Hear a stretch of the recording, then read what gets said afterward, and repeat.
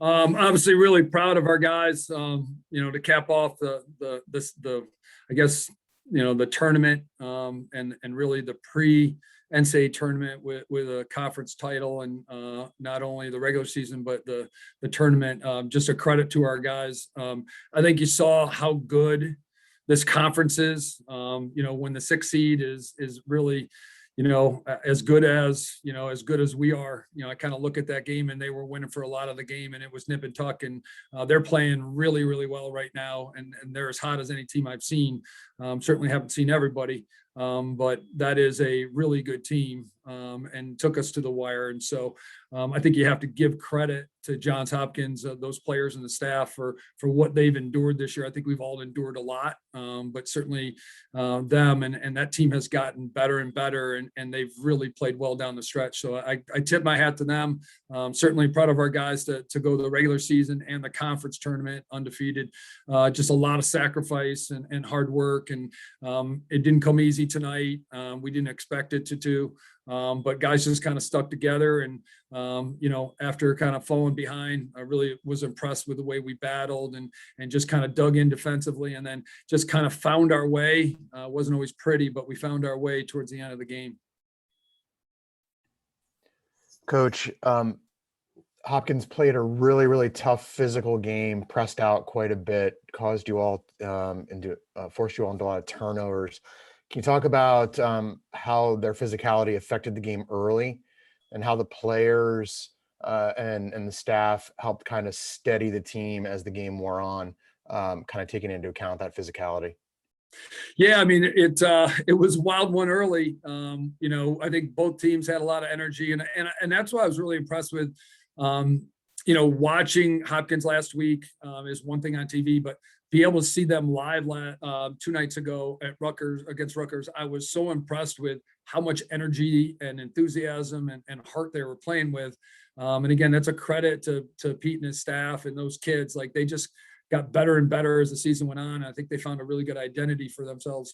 But it was kind of a crazy game. It was 6-5. Both teams were scoring goals. We made some mistakes, and they were, very opportunistic. Some crazy things happened. And again, you got to give credit to your opponent when those things happen. But yeah, it was physical. We kind of like it that way. And I thought just at times, offensively, I thought we started off the game just moving the ball, sharing it, and got into a good flow and rhythm. And then we just kind of got away from it. I love the way we started at the X. I thought Justin Shockey was terrific in the first quarter, and I thought Luke Wehrman was excellent in the fourth quarter. And I thought really the second and third, I tipped my hat to their guy, because he did a really good job, and it caused us some problems.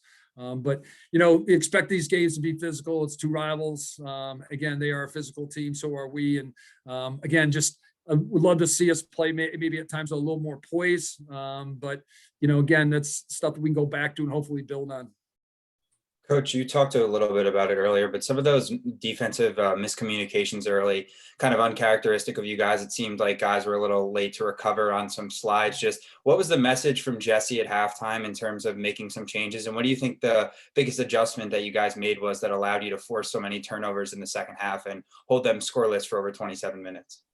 Yeah, we, kind of felt like early on, we just didn't do a good job of taking away the inside. And they got a lot of goals inside, and we just didn't do a good job. Like we had a couple kind of crazy plays. Roman breaks a stick, so he has to run off, and a guy scores. We had a guy playing the ball. He falls down, so then we have to slide, and they score. We had a guy go underneath, and that one was tough. The new rule is so hard for the officials. We had 3 great guys tonight doing the game. It happens really fast. It was hard to tell. We kind of felt like we saw one thing, but they have a better visual than we do. So, there's 3 right there, and even in second quarter, Epstein makes a great play. They're running guys off. We have extra guys, and we give up a goal. Just kind of frustrating there. But again, it's the big thing tonight was just next play. It's going to be hard. It's a championship game. It's 60 minutes. Just stay with it. I thought halftime getting that 1 goal before half to cut it to 2 was huge. And then getting halftime, to your point, just to catch our breath and kind of make some adjustments defensively. I thought Logan settled in. I thought he saw the ball a little better as the game went on. I also think we gave him better shots, and I thought we moved our feet a little bit better. Coach, first of all, congratulations on the championship. Next, in your wildest imagination, can you imagine the Terps going 12-0, only playing in the conference and playing two teams 3 times? That's a tremendous burden on any team in any sport. It's hard. You nailed it. Playing our conference is tough, and unfortunately we didn't have and it is what it is. And people who are in those positions make those decisions, not us, and we just go off of what they tell us to do, and I have great confidence in the people that are in charge, and they're trying to do what's best for the well-being of our student athletes. So whatever they say, we're going to follow. But man, some people may criticize us for not playing outside the league. I think all the coaches would love to play outside the league. I think partly because we have so much respect for the talent in the league. I mean, that was the 6th seed. And that team, like, that game could have gone either way. If that's the 6th best team in our tournament and we're considered a top 10 team, we just played that team twice in the last 3 weeks, and they were both like basically 1 or 2 goal games. So there's not much difference between 1 and 6 in my mind, at least not right now. So again, credit to the other guys in our league. We have a lot of respect for them. Beating them once is hard, and we've seen that the last couple of years. And then trying to beat teams 2, 3 times, and with their ability to scout and the talent. I look at what we've done outside the league the last few years, and we've done pretty darn well. We've been up there with just about everybody. So again, people can knock us for not playing outside. I kind of look and go, man, I wouldn't mind playing outside it. So I guess it's just a different perspective. Hey, Coach, after the regular season win against Hopkins, you guys said you guys needed this win for kind of a complete game experience. What does this game do for you going into the postseason? Yeah, just another one where, we had to do different things. We had to battle all game long. We were behind all game long. You got to be uncomfortable. You got to make the next play. You just got to keep kind of plugging along and not focus on the scoreboard. And I think that's been good for us. We just haven't had, those situations a ton. And again, that's not a bad thing. You're not complaining about it, but you like a little bit of everything, so that any of those things that happen going forward, you have a reference point. The kids can fall back on that. So even today, kind of having to navigate, we're tied late, and then, navigating the end of the game situation, getting a goal, and then there's a penalty. And then even that's dicey. We practice those situations that, okay, we're up late. We have an extra guy. We've got to spread the field. We got to find the open man, but it's totally different in a game. We'll do it against our team, but there's a level of comfortability that it's practice. And you kind of know the guys on the other side. So when you do it in the game, you hope some of that translates, but even that was hard. I think those situations will help us going forward. And we, had that situation where it was about, I think it was 121 left when we got the penalty. So we could take it down to 21, and then it would be even. And then we could try to kill the last 21 when it's even, but we kind of felt like with everybody spread out, we were better off trying to get the second goal, and just saying, listen, let's try to see if we can hold them to 1 goal or less for the last 20 seconds. And, we're fortunate enough to do that. Hey, Coach, Daniel Maltz had a hat trick. You guys had a bunch of different goal scorers today. What does that say about the depth of your team scoring wise? Yeah, for us to be successful, our best offense is when we get everybody involved, we're sharing the ball. And that's when I think we put more pressure on other teams when we don't get stagnant, and you have to play that way against Hopkins. I think Jameson Kester has done a great job with their defense. They really make you work. They're very organized. And if you stand around, they're gonna cause you a lot of problems. So you have to move them. You have to change the field. You have to, get it high to low, side to side, all that, and continue to dodge and cut the inside. Because if not, they're gonna cause you problems. And at times they really did tonight. So we kind of committed to that style of play a couple of years ago. And we feel like when we really share it and move it, it is going to be almost, and Jared's probably the exception because of who he is and how well he's playing. It game to game, it should be somebody different. And if that's the case, that's really helpful, because if they're going to key on one guy, hopefully it opens up something for somebody else. I thought Eric Holden's goal was huge tonight.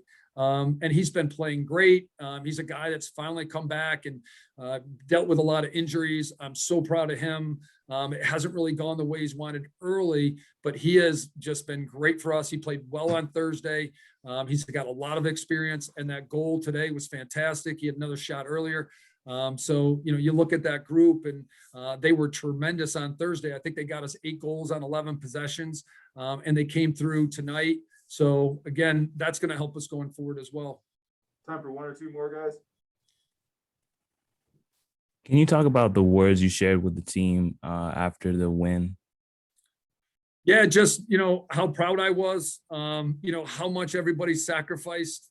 This has been, obviously for everybody in the world, just so hard for the last 12, 13 months, not knowing that we would really have an opportunity to do this. Not knowing if, at this time last year, would we see Nick Grill again? Would we see Jared again? So much uncertainty. And then to come back in the fall, and it was really hard on the kids. We started and we stopped like a lot of teams. And the kids just lost a lot of the true college experience. We had our moments where we did really well with COVID, and then times maybe we didn't do well. And I think that goes for everybody. And then to see what the kids have sacrificed. There are guys that live, and I think I said this last time, kids that live 45 minutes from their family, and it's Sunday night, and in a typical week, they're going home and having dinner. And that's special to them, connecting with siblings and their parents and grandparents, and they're just not doing it. And there are times when I know from talking to parents and our kids, like they're just in tears because they just want to see their family. Like they mean that much to them, and they can't do it. They're worried about going outside the bubble. Other people aren't testing the way we test. And I think the guys are afraid of being that guy. So the guys have really locked in. But yeah, they miss the people they care about, and it's just hard. So to see all the sacrifice and to see them smiling and running around and celebrating, you kind of get tears in your eyes because they've really earned it. And I think all the athletes in college right now are making those sacrifices. So it goes not to say for all of those guys and not just our guys, but I'm just so proud of the guys. I just, thank them so much for what they've done and how hard they're playing for Maryland, how hard they sacrifice for each other. Because this program means a lot. It's something that we really take pride in, is make sure that, we add on to the great legacy we have. And then the legacy is a great one.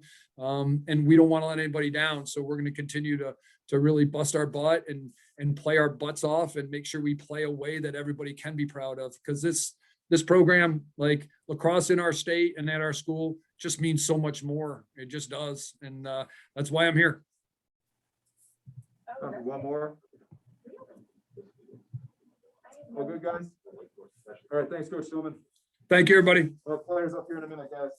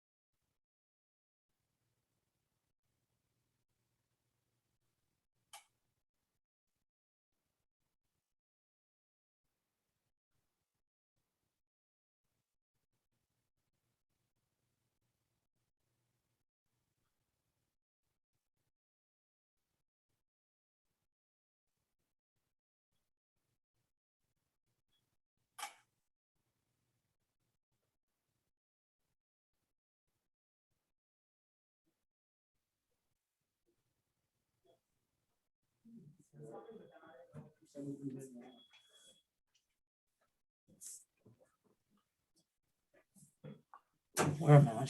you can take it off. All right. Hey guys, there's Anthony DeMeo here. If you have questions for Anthony, go ahead and fire away.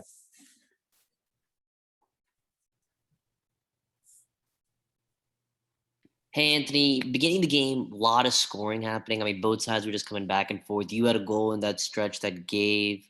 You started, a 3-goal run for you guys. What was it like, just seeing so many goals scored back and forth in the opening bit of the game? I think it just speaks to both teams and just the edge and competitiveness that was out there. Obviously, Hopkins is a really good team, and we knew that going in. We knew it was going to be a battle. And I mean, when it's back and forth like that, you're not really surprised. It's a championship lacrosse, and we knew we were going to be in for a dogfight, and we obviously prevailed, so it was a good thing. But Hopkins did a great job. They were flying all over the field. Anthony, you're on that 2017 team, and you're now on this team. Can you compare the two different teams, especially in terms of the competitiveness and the grit and resiliency that you've experienced with both teams? I mean, one thing that I definitely noticed that's very similar is the bench.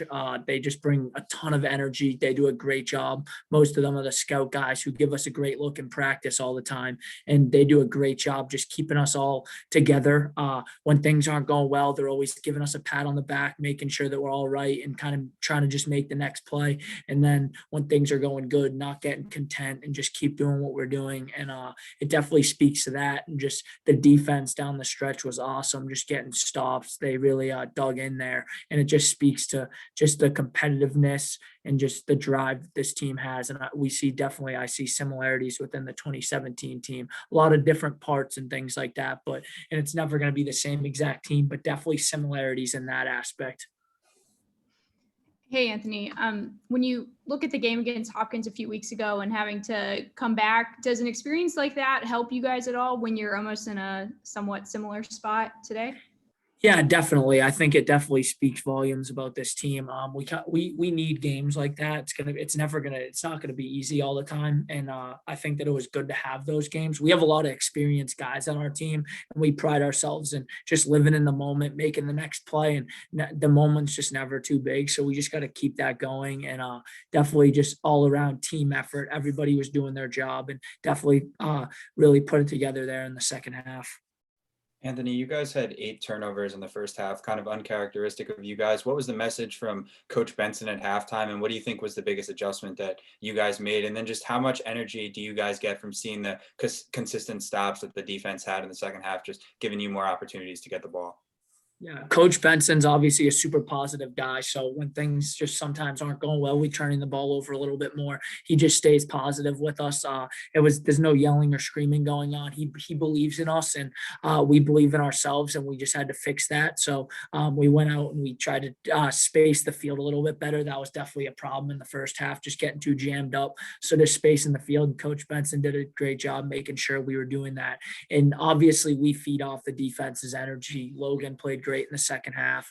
Brett, Grill, Ray Hill, all those guys, Roman digging in down the stretch, just making tons of stops, getting tough ground balls. And it just speaks to how hard they've worked and the sacrifices that they've made. And it definitely showed there in the second half. Anthony, how important is a number 1 seed for you guys, for your players? And do you think the Big Ten deserves more than one bid for the tournament? I mean, we'll leave that to the committee and whatever they think. We're just going to focus on ourselves and just kind of whatever's next, whatever seed we are, it doesn't really matter. We just got to do what we got to do, focus on getting better. We definitely left some things on the table tonight, and definitely just getting back to practice on Monday and focusing on us. We'll see obviously tomorrow night where we end up, but I mean, that's definitely not something that we're talking about or focused on. I think it's just getting ready for our next opponent.